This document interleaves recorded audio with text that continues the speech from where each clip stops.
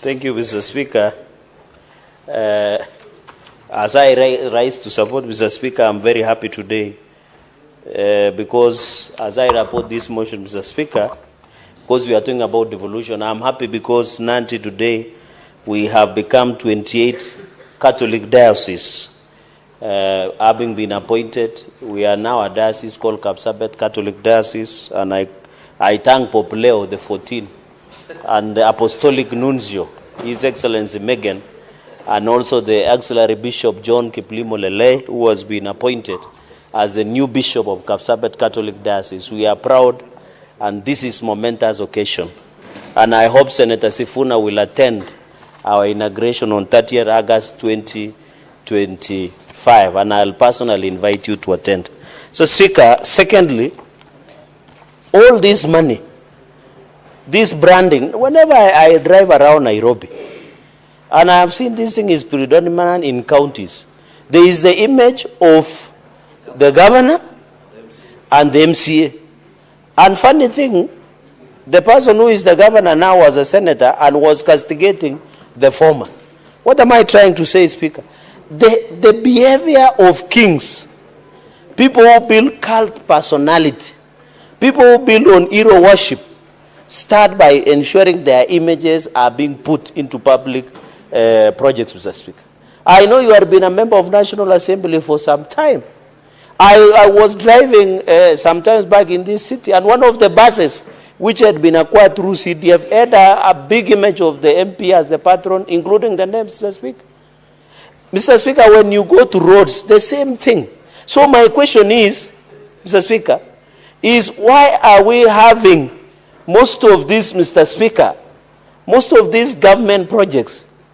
Mr. Speaker, I'm happy that Omosundi is saying, in fact, this project, we should brand it, that it is done by taxpayers' money, Kenyans' money. This culture of leaders using their own images, their own portraits, is unfortunate, it is immoral, it is uncultural, it is illegal, and that is violation of Chapter 6 on leadership and integrity, Mr. Speaker. So I want to say the amendment proposal by the Devolution Committee that we need to amend the County Governments Act is long overdue, Mr. Speaker. And we need to rise up to the occasion. We have done before, Mr. Speaker. And we agree that every leader in this country is struggling for feasibility. But you don't need to use the resources of the people to get what we call unnecessary feasibility. Yet the resources you are doing is the taxpayers' money, Mr. Speaker. And therefore, in this aspect, we need to call upon that the MCAs, the governors, members of parliament, Mr. Speaker, let us, Mr. Speaker, the only time I have not seen some of these people putting their images is only on coffins. But they have put even the farewell homes, Mr. Speaker, which is very unfortunate. We must call out, and I agree that this issue of branding of images, in fact, you should have included members of parliament, Mr. Speaker. And when you look at Article 231(4) of the Constitution 2010 of the Republic of Kenya, one of the things that we said, including issues of money, that we don't want to bear any image of anybody in our currency, Mr. Speaker. And I know the youth leader, Senator Oburu Odinga, was among the people who sat during the constitutional review process in this country, Mr. Speaker. Therefore, Mr. Speaker, I agree largely with the recommendations of the committee.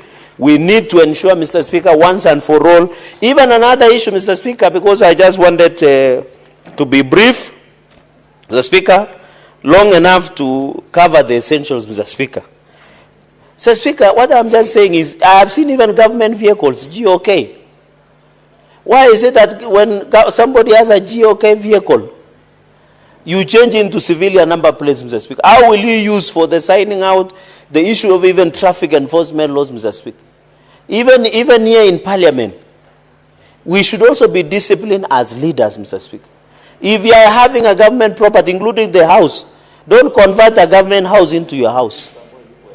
If you are driving a government vehicle, and I know a number of our colleagues are using government vehicles, even then 029, Mr. Speaker, not 029, but the county government's vehicles. I'm happy the former CCM under my good friend Sibriya Mawiti was there. let us use the numbers. If it is a county government vehicle, if it is a government of Kenya vehicle, Mr. Speaker, use the numbers that you have been assigned officially, Mr. Speaker. Unless there is something you are hiding. And we are aware there are people who are using government vehicles and property to misuse, including staplers in government offices, including government printers. The indiscipline in this country, Mr. Speaker, is so much that when, you know, Mr. Speaker, there is an attitude called utadu. I don't know where this attitude came. If it is a government property, you don't care. And that is why you saw people even banning a police station, banning law courts, Mr. Speaker, banning police vehicles, attacking police officers. Is because we have so much bad manners in this country, an attitude that utadu, because you don't feel responsible. If all of us were responsible for government property, we will not be doing what we are doing, Mr. Speaker. And therefore, it boils to the values of the nation. And we must go back to Article number 10 of the Constitution of the Republic of Kenya, on national governance and principles of good governance and national values, Mr. Speaker. If you see people, Mr. Speaker, rising up and destroying a government property and defacing a government property, then we no longer have that responsibility. Mr. Speaker, finally on the recommendations. And those people, Mr. Speaker, if you threaten a government security installation, including parliament, including police station, including other, Mr. Speaker, I agree that those are what we call domestic terrorists, and they must be dealt with the law as terror, local terror, Mr. Speaker, and under anti-terrorism unit, Mr. Speaker. Mr. Speaker, on the recommendation on the EACC Office of the Auditor General and Controller of Budget to report in 30 days, Mr. Speaker. Mr. Speaker, I'm a bit jittery about EACC. Because, for example, in Nandi County, Mr. Speaker, there was the scandal of employment scandal, where it was found that there were so many ghost workers. The EACC came with rats matters, Mr. Speaker, to the county government of Nandi offices. Up to today, they have not even arrested a rat. So I don't know, EACC. And the last time, Mr. Speaker, I remember, and I hope the Cherargei is still there, that when we invited EACC in the last session, the only highest conviction they had achieved at that time was a bribe of 20,000 shillings. We need to call upon the EACC to put their act together. If they have a problem with the resources, they should approach Parliament for more appropriation of resources so that we can fight the corruption in this country, Mr. Speaker. And that is why when I see young people who are agitating for good governance, EACC must be held accountable, Mr. Speaker, even from the county level. Most of these, Mr. Speaker, governors are becoming billionaires overnight. They are becoming demigods, Mr. Speaker. They are acquiring property in a satanic version, Mr. Speaker.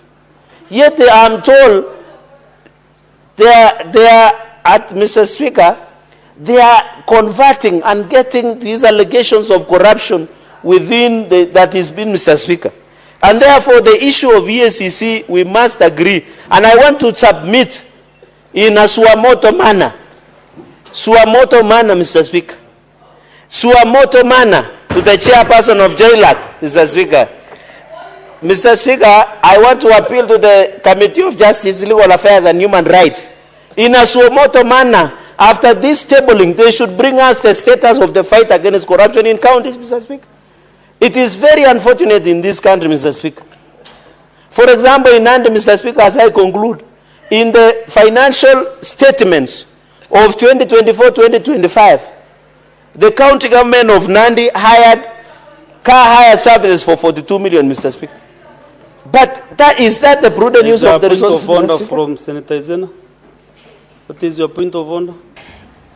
Mr. Speaker, on a statement of facts, is it in order for Senator Cherargei to allege that the only success the Ethics and Anti-Corruption Commission has ever achieved was following up on a bribe of 20 million Kenya shillings, 20,000 Kenya shillings? Mr. Speaker, we are well aware of the successes that the Commission has made, especially on arresting several governors charged with corruption. Can he withdraw and apologize? I will assume your seat as you listen to the point of order. Okay, proceed, and proceed. Go ahead. You have heard what Senator Zen has requested you to do. Mr. Speaker, the answer can bear me witness. I said in the last session when I was the chair jailer, one of the success stories that was stable, and it is in this house, was a 20,000 bribe. Mr. Speaker, you know corruption is fighting hard, and if you want to be a gatekeeper of some of these institutions, you should know how to approach the game. We are experienced. Approach us so that we teach you. Mr. Speaker, in conclusion, and that is why I was concluding by saying, Mr. Speaker, on this 42 million car hire subsidy, there is no justification. We must, Mr. Speaker, in Nandi. Senator Zena, is that correct? How Senator Cherargei has responded? It is not correct, Mr. Speaker, because he cannot allege that we are gatekeeping for these commissions. I have had the privilege to work with EACC, and we know very well that this is a country ruled by law. And we know, I have the privilege of information that EACC has done so much to follow up on the cases of corruption in this country. He is well aware, since he is very famous in this country, he knows that equally the same media has broadcasted on issues of corruption, and some of these governors have even come before this house. You cannot reduce the efforts of a whole commission to one instance of a case of 20,000 shillings in your committee. We must give credit where it's due, and we must give to Caesar what belongs to Caesar. Senator Cherargei, just conclude because... I think for whatever it was, or it is worth, I just leave it there. So, Speaker, that is why I was concluding. For example, I was saying, for example, in Nandi, how do you have a government vehicle that higher subsidy for 42 million, Mr. Speaker? It is very unfortunate, Mr. Speaker. And therefore, EACC also must be prudent because it is called anti-corruption ethics and anti-corruption. So the issue of even prevention of corruption must be on the top line. And that is why the EACC Act. So I hope in 30 days, we should be given the inventory of the governors and the MCS who are putting their images. Mr. Speaker, the only time somebody should be allowed to put their images is you can put it in your house when you're having a wedding, baby shower, you get a new kid, or in your eulogy. But to put in a government property is very, and even your personal album, Mr. Speaker, or when you are sending somebody you like in WhatsApp, or you are using any other form, Mr. Speaker. So we must, I agree with these committee reports that let us agree in 30 days, and I hope the majority leader, you know, we don't have implementation committee, I don't know. And I know our standing orders, I heard majority leader saying this, at least at some point, Mr. Speaker, the chairperson of devolution will stand up and tell us, this is the report that the EACC has given us, and I don't know if we can recommend for further tabling of the report. Mr. Speaker, for the interest of my colleagues also to have the bite to this cherry, allow me to raise my submissions, Mr. Speaker, and thank you very much, and I support this motion.